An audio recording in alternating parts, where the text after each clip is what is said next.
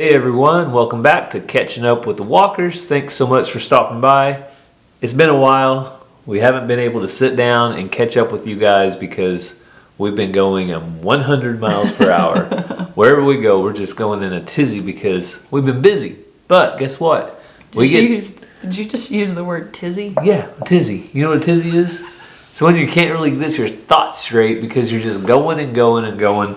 But finally, we're getting to sit down, grab a cup of coffee, and catching up with the Walkers. I've heard that word, but I've never heard it used in a sentence like that. Is that a bad thing? I mean, I'm not saying you're wrong. Might need some more coffee. Well, so we have a lot to catch up with you guys on. Cassie said, how much stuff are you going to talk about? Because I got two different props sitting right here in front of me. And I said, I'm going to get around. That's not even the topic of the video. I'm going to get around to it. But we got to catch up with them because we've been busy from the Okie Homesteading Expo, which was a blast. Thanks to each and every one of you guys that made it such a success. And we've been trying to get everything straightened back out on the farm, getting ready for spring, all kinds of stuff. Ranger soccer, Ransom soccer, my school soccer.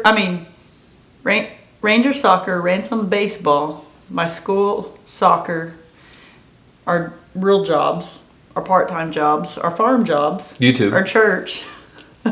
Yeah, so we're staying busy, but we did want to catch up with you because Cassie and I were talking and we realized that she was set against the idea of an expo to begin with. And not you too. Not an expo, but a conference. No. And I'm talking about an exposition, a conference. You're just throwing me under the bus. Yeah, I'm throwing you under the bus. It was you too. No. So, like, we've heard of, like, expos or conferences in the past, homesteading type conferences, and Cassie always had one blanket answer. One blanket answer. Because you're the one that said that blanket answer. And at this point in time, we're going to ask Cassie, what was the blanket answer? If you wanted to learn something, what would you do? YouTube it. Yeah. What would a YouTuber do? You would YouTube the topic that you're wanting to learn about, and then you would learn about it. And we support that idea because we like people that watch YouTube. But also, Makes sense. what's the word I'm looking for? I took it for granted. That was like a joke, but I took it for granted that we were raised on a farm. Our parents taught us how to do farm things, and it wasn't like, let me teach you how to farm. It was just our way of life. And we were also very rural. So we're like, just in general. So if you have somebody that's never lived on a farm or in a rural area before, it's a culture shock, first of all. And second of all, you have to start from the knowledge level, kind of a ground zero, and grow from there. Yeah, but between your parents, my parents, and your grandparents, or our neighbor, whoever, we either already knew it or we could easily find out. You know, I feel like my mom knows a little bit about everything. So if we're getting into a new animal or there's something with our animals we've never seen before, I call her up, Mom, tell me what to do. And she tells me. So we've always kind of taken it for granted, or myself. Yeah, completely. It's all you. That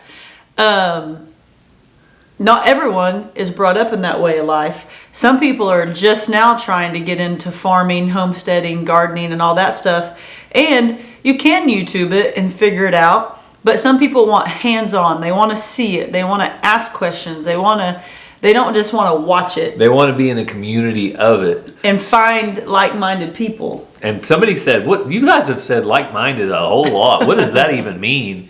Like-minded is just simply people that have the same goals as you, goals to live off of the land or grow your own meat, to be more independent of grocery stores in general. So, I mean, like-minded can mean a lot of different things, but when you find somebody like-minded, you're just sharing a common interest. So that's all we're saying is people that share common interests. But I think it's time in the video, a very focal point at this moment, that Cassie needs to admit something. She needs to admit that she was wrong. Because admitting that you're wrong is the starting point to growth beyond you being wrong. Okay. So can we hear it? I have to make a speech first. Seriously, So, can you just say it? Just say, I was wrong. After I was wrong. You're interrupting me. Okay, sorry. After or during, leading up to, all the things about the expo just totally blew my mind. The interest from people, the watching the demonstrations, and because I was in the demonstration area emceeing that, watching the demonstrations, listening to the people's questions, that there are no dumb questions, and just some people just really did not understand. I got to talk to one lady while we were waiting for the other question to get answered. She didn't realize there was a difference in dairy goats or meat goats, because she's like, I want goats, but I don't know that I want to milk them. And I was like, well, we have meat goats and we don't milk them. And she's like, okay, tell me more. Like, that's what I want. Yeah. That's the perfect idea. So it was just amazing to see all that. Not that we know everything about goats, but we can easily phone somebody or figure it out or ask questions. We know that one is for meat production, and there are breeds that are for milk production. Because we have a background in beef cattle and there's dairy cattle. So we just took it for granted. And then afterwards, the messages we've received, the handwritten thank you cards, just all the feedback about how amazing it was. One, people were excited to meet us and a lot of the other people that was there, but two, just being able to learn and ask questions and stuff. So I was wrong. Whoa, I didn't think she was actually going to say it. That I used to think conferences and things were goofy. You said it. Good job. So moving forward, I had so much fun at the expo. I kind of like to talk. Meeting you guys, watching everybody, the excitement, people learning, sharing, that I feel like we should just have an expo every weekend. Yeah, that's not happening. So since y'all made the expo so amazing, we can't wait for Okie Homesteading Expo 2023. Is going to be, what does the cool kid say? Off the hook? Off the hizzle. Off the hizzle. You're Snoop Dogging. We're not. So, I would have to say Is it off the hook isn't a saying, is it? I have no idea. That we're not going to go slanging on this. Off the something. We'll save that for Walker Farm Fam. It's a little more hip and jive. So, I don't think I was completely in the boat you were. Because I've attended a conference every single year for the last 10 or 15 years. Because you have to. Because I have to for work. So I understand, like, the idea of going to the conference isn't always fun. But once you get there and you're surrounded by people that do the same thing you do, and you sit across the table from people, and mine is more of a business conference, but you talk to people that have the exact same problems that you have, and they're fighting the same battles that you are fighting. But you always said you wouldn't go to a homesteading conference because it's not your thing. No, I didn't think I said that I would never go. I said that YouTube is a great way to learn about different things on the homestead because you can get right down into the niche of what you're wanting to learn. But as I was saying before I was interrupted, I always enjoyed the conferences work, not the idea of going, but once I got there, because you realize everybody is in the same boat you are. Not everybody knows it all. Not everybody has every single answer, and not everybody has everything figured out. They're still trying to figure out. They're working through it, and the same thing that happened in those conferences happens with the expo conference. You talk to people that are having problems with their goats getting out. You have people that are having chicken things going on with Cassie and her chickens over here. No, you get that real-time feedback though from people, and you can like throw a scenario out to them as what's going on at your farm, and they can kind of tell you what they have going on or what they don't. I thought you liked going to your work conferences because of the free food and to get away from us. So those are more of like mini vacations surrounded by work. I didn't like the idea of having to leave the farm for 5 days necessarily, because never knew if it would be here when I got back. Thought Cassie might just burn it down. She'd get like the cows would get out and she'd get mad and just strike a match. or something. That's only if there's mice in the house. Mm. I'm getting a little bit hungry. Well, we did have hog processing. We've got plenty of pork. Is that what you're thinking? No. Oh, that's too much work. Yeah. Well, you're thinking something more instantaneous. Quick, easy, and tastes amazing. Like a Wag Bar. So, if you guys didn't catch this when me and Ransom went for a hike, and Cassie brought some to her soccer game with her, we have stumbled upon a new snack called the Wag Bar, and it is American Wagyu beef. So, and I want to just say this real quick because I want to clarify. American Wagyu is the cross of Wagyu, like the ones that make the crazy Japanese steaks. And Japan has like really made a name for itself with the Wagyu beef. Well, they cross a Wagyu bull with an American, like an Angus or Hereford or any American beef cattle, and they come up with American Wagyu beef. And whenever they do that, the steaks still look amazing, and a byproduct of that is a lot of meat that they can make things with, like a Wag Bar. So these are the original Wag Bars. That means it's not peppered, teriyaki, or hot and spicy. Yeah, and they come in this easy to open package. But what I wanted to show you is just how thick these things are. Let me get that fixed for you there. Yeah. So super thick, fairly big. And it's not, it's not jerky, and it's not a thick porterhouse steak, but it's somewhere in between.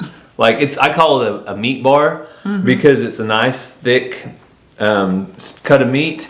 It's 90 calories. I'm actually doing a little bit of low carb right now, and these work out perfect because they are 14 grams of protein, 3 grams of carbs, and 90 calories. You can take it with you anywhere. We throw it in the backpack. You can throw it in the minivan and on the go.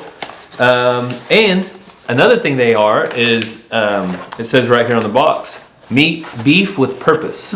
So what that means, I'll just tell you a quick thing about that. They support different organizations, but one of them that they support is called the Iron Gate, where it's kind of a food pantry right here in Tulsa, Oklahoma, which is only about 30 miles from us. I consider that one of our local pantries, and they support them by giving them product.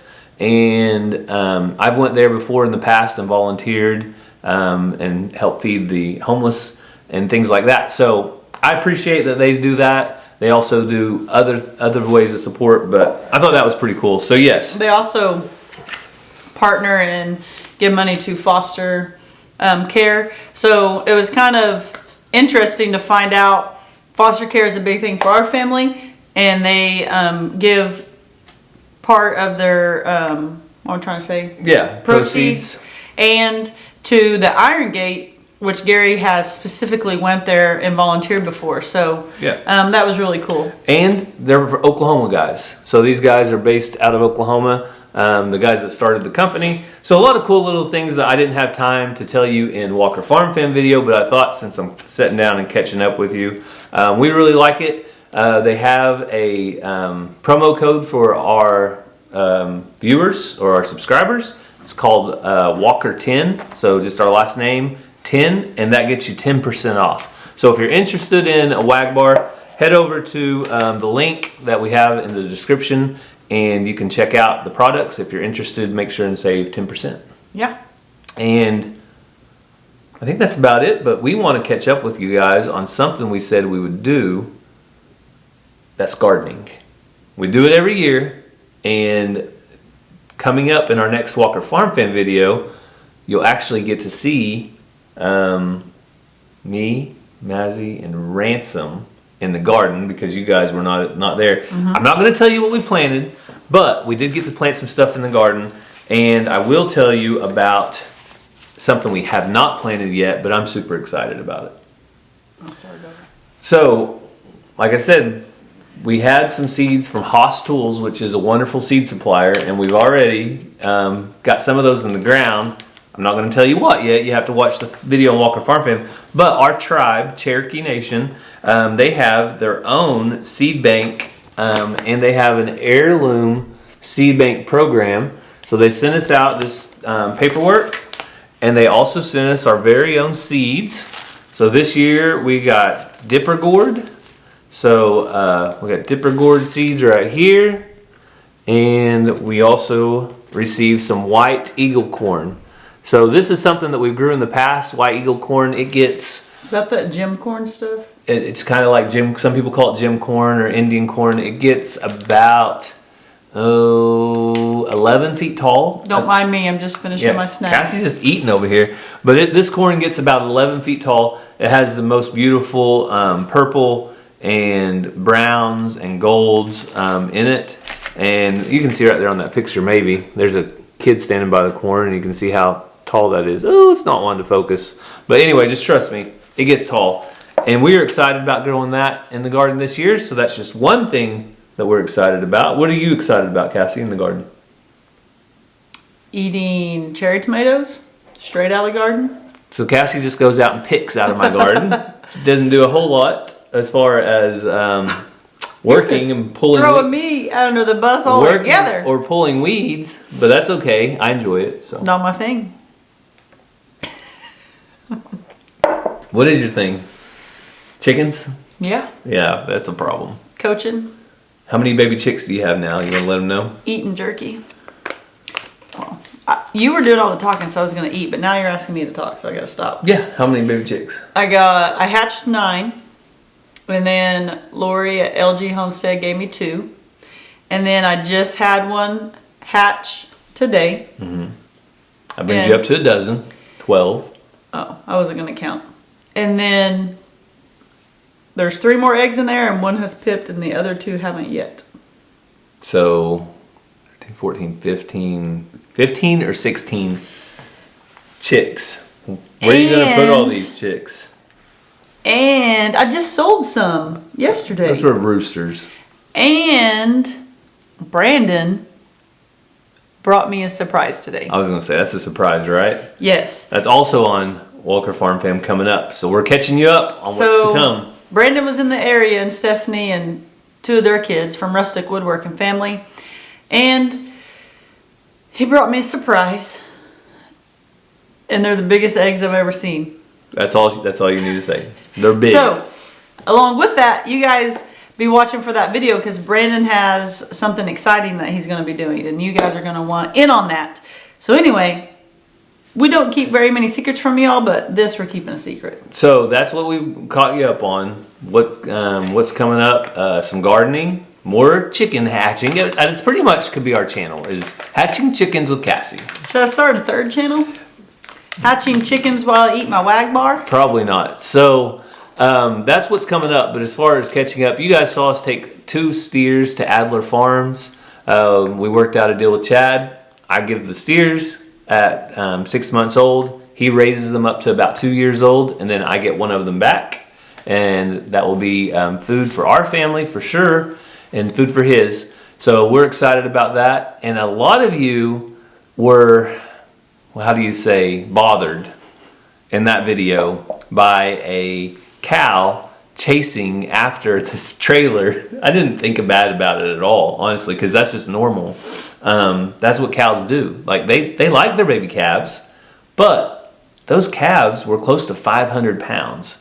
They're too big to be eating on that mama. Yeah, and that mama, you can't really tell when she's running at full speed, but her condition isn't the best. I mean, she could stand to put on a little bit of weight, and the reason is that baby calf is just pulling all of her nutrients right out of her, all of her energy, and she needed that calf gone.